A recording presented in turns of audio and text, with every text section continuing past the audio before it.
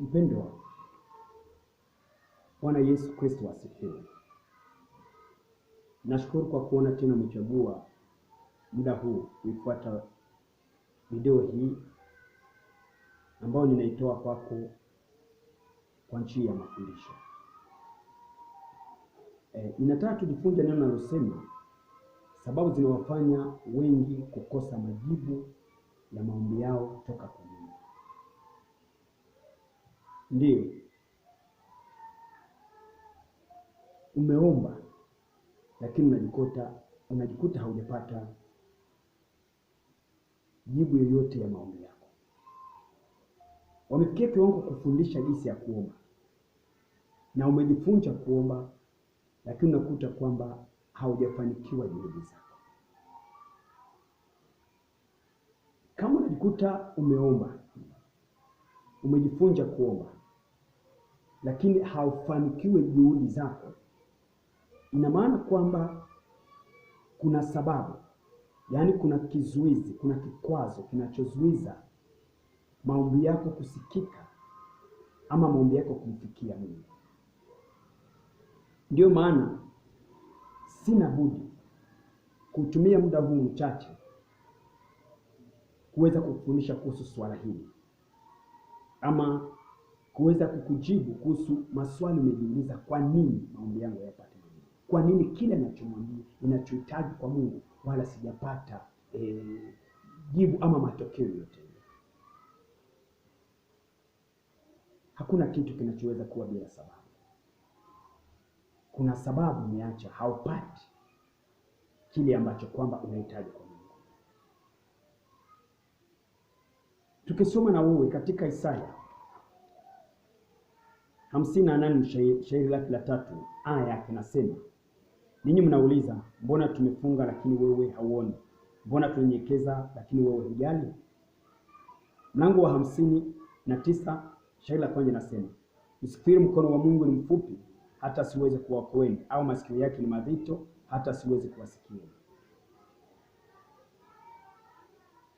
Unaweza kuwa umejiuliza, mbona nimeomba, mbona nimefunga, mbona nimejitahidi katika kutafuta uso wa Bwana ili Bwana aweze kusikia hitaji yangu na aweze kunijibu ombi langu, lakini mpaka sasa sijafanikiwa lolote.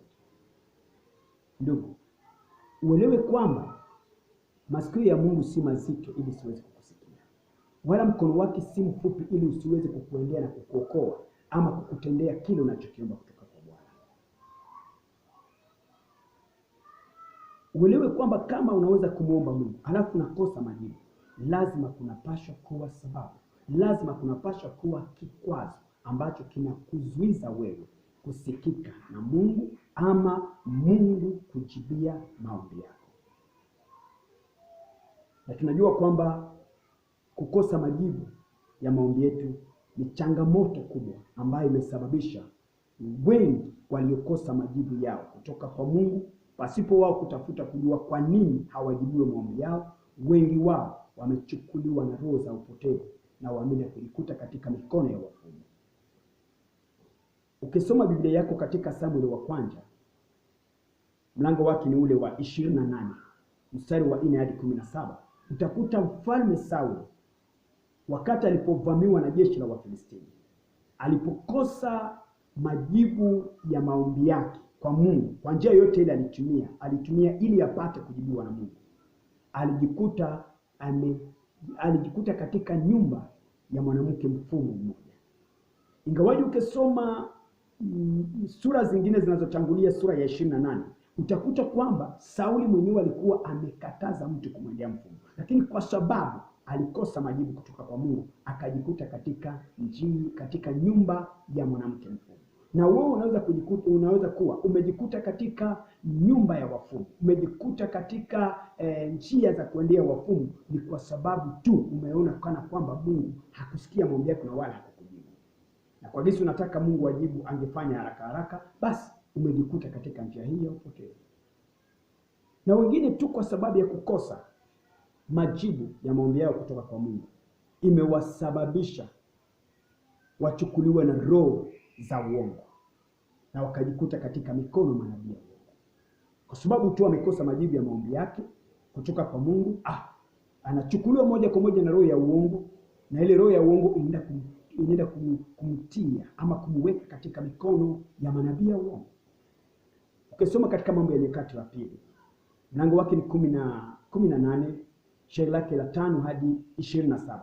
Utakuta pale kuna mfalme mmoja ambaye anamuita Ahabu, ambaye alijikuta katika mikono, alijikuta amechukuliwa na roho ya uongo na kujikuta katika mikono ya wale wanabii 400, wakamtolea unabii ya kumdanganya, ni kwa sababu tu alitafuta apate majibu ya mahitaji yake.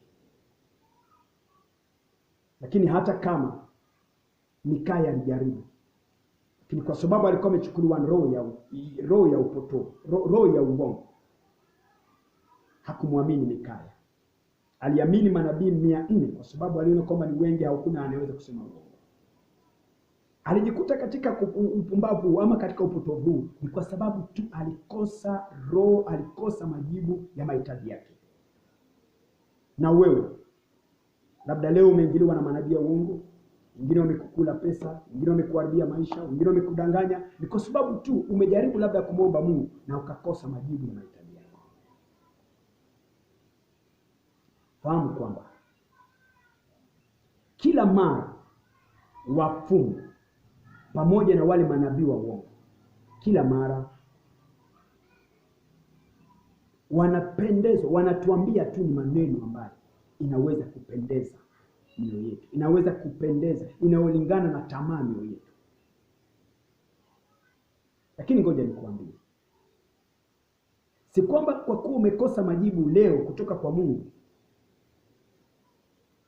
ina maana kwamba kuna nafasi tena ya kupata majibu kutoka kwa Mungu. Kumbuka kwamba Mungu anasema ukimtafuta kwa bidii. Hautakiwi kuvunjika moyo. Hata kama leo umekosa majibu kutoka kwa Mungu,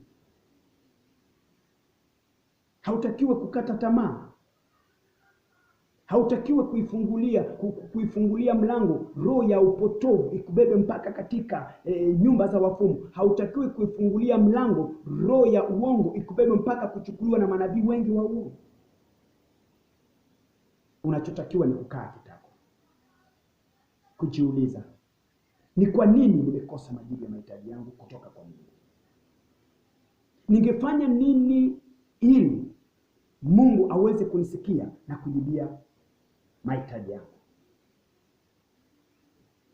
Ulizo ya 3 ni kujiuliza, neno la Mungu linasemaje kuhusu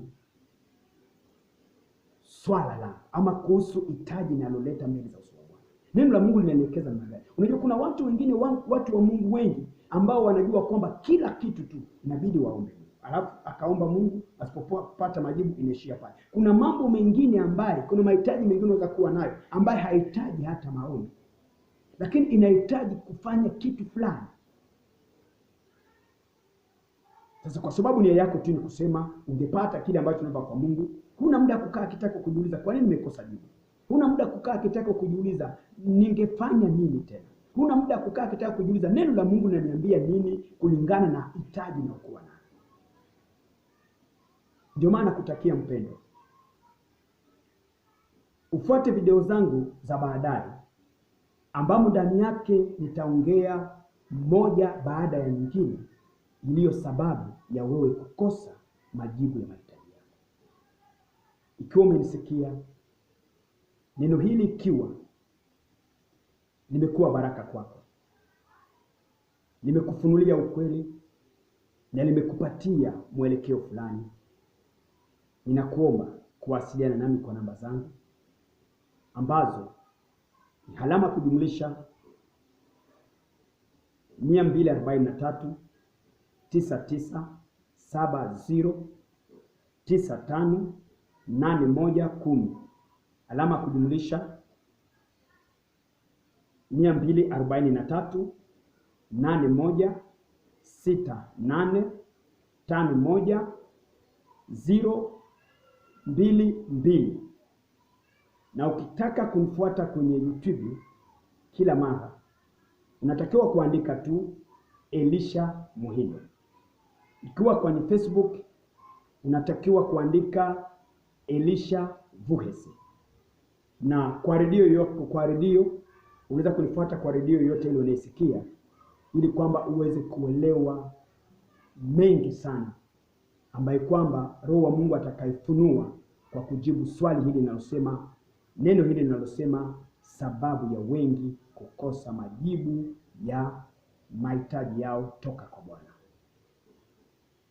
Ndugu msikilizaji, asante tena kunisikiza na kufuata video hii. Ikiwa imeongeza mmoja ndani ya maisha yako ya kiroho ama ndani ya uhusiano wako na Mungu, unatakiwa kubonyeza, unatakiwa kuweka comment yako, unatakiwa kujisajili, yani kujiabone kwa channel yangu. Na naamini kila siku utaona mkono wa Mungu. Ukiwa na swali samani yoyote ile, niandikie kwa zile namba zangu. Ukiwa na hitaji ya kuombea, niite kwa zile namba yangu, ama ukiwa na neno lolote lile, usikose kuwasiliana nami. Nilikuwa wako Mchungaji Elisha kutoka kanisa linaloitwa Eglise de Jésus Christ. Nakutakieni baraka za Mungu na mafanikio ya kila kitu ndani ya maisha yako na utatuzi wa shida yako. Acha Bwana aweze kukubariki. Jioni njema.